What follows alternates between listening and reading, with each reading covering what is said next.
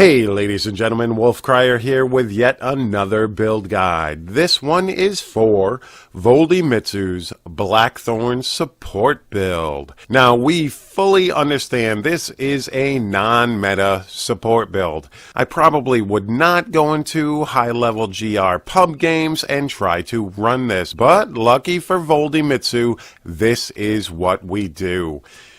Another thing, Voldimitsu and Sharkbait on his manald heal lightning wizard have completed a 93 with this build as the support. Alright, so before we dive into the gear itself, let's take a look at our stat priorities. You will want a ton of health globe healing bonus and cooldown and some reduced resource cost. Now, in addition to these main stats, you want to be looking for defensive stats like vitality, also attack speed and life regen are not bad options, as well as resistances, preferably secondary resistances, because you will be using the Harmony passive. So let's dive into that gear, ladies and gentlemen.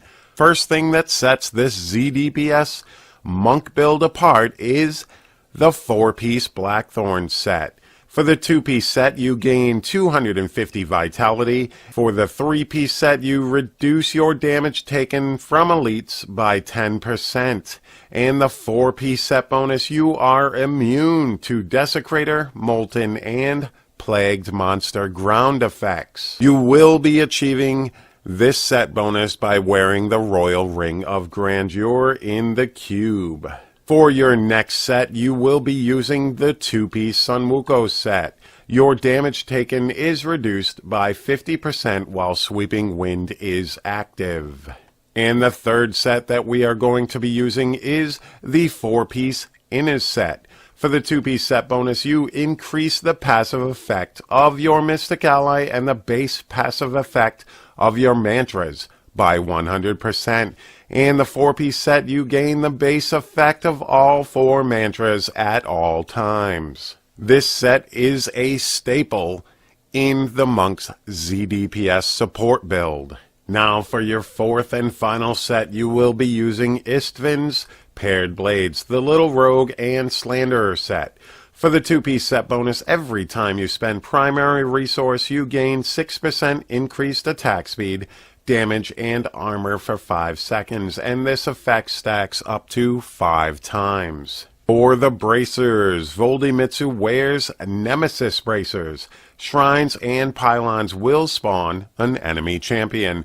Now, if he is running in a group with a zdps barb who runs Nemesis bracers, he switches off to strong arm bracers. Enemies hit by knockbacks suffer up to 30% increased damage for 5 seconds when they land, and the Cyclone Strike is a knockback. For the rings, you will run an Oculus ring, chance to create an area of focused power on killing a monster. You do not personally have to kill the monster to get this focused power puddle to spawn, and damage is increased by up to 85% while your DPS stands in the circle. And for his other ring, he runs Obsidian Ring of the Zodiac. Reduce the remaining cooldown of one of your skills by 1 second when you hit with a resource-spending attack. Now for the gems. He is running Ice Blink. Your cold skills now apply chill effects, and your chill effects now slow enemy movement by an additional percentage. And enemies you chill have a 10% increased chance to be critically hit. He also runs Gem of Effacious Toxin. Poison all enemies hit, and all enemies you poison take 10% increased damage from all sources and deal 10% less damage. And the last gem that he runs is a Gogok of Swiftness. Gain swiftness with every attack, increasing your attack speed by 1% and your dodge by a certain percentage. And then you also gain 1% cooldown reduction per stack of swiftness. So you gain an additional 15% cooldown. Now in the cube, Voldimitsu uses the Flying Dragon, chance to double your attack speed when attacking. And Illusory Boots, you may move unhindered through enemies. And then the Royal Ring of Grandeur, reduce the number of set items needed for set bonuses by 1. This is what allows you to wear 3 pieces of Innas and 3 pieces of Blackthorns and still maintain your 2-piece set bonus for Sun Wukos. Now for the skills. For a generator, he uses Fists of Thunder, Quickening. You will notice that this is a physical generator and does not apply his Ice Blink. Instead, this increases the amount of spirit that he regens. Next up, we have Mantra of Salvation, Agility.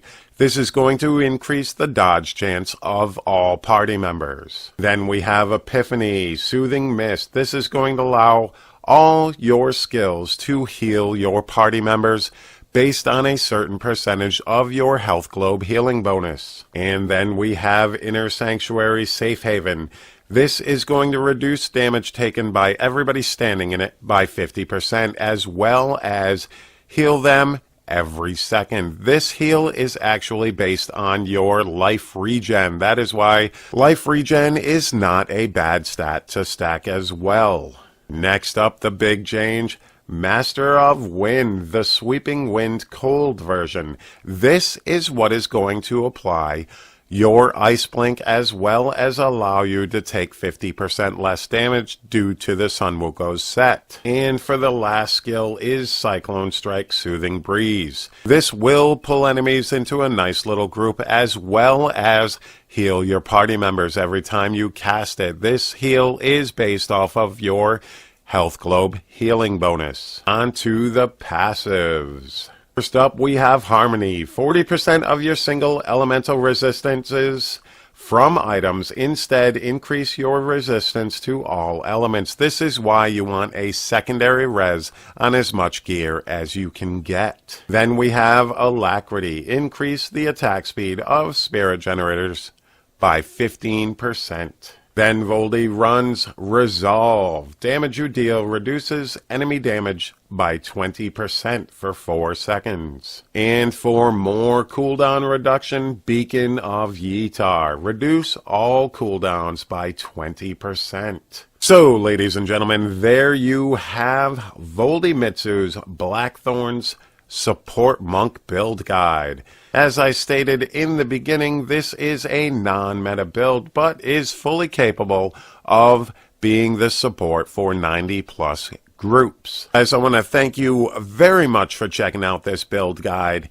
Hit that like button, hit that subscribe button, leave a comment below telling Voldimitsu how awesome his build is that he came up with by himself during this season. And thank you guys once again. Peace.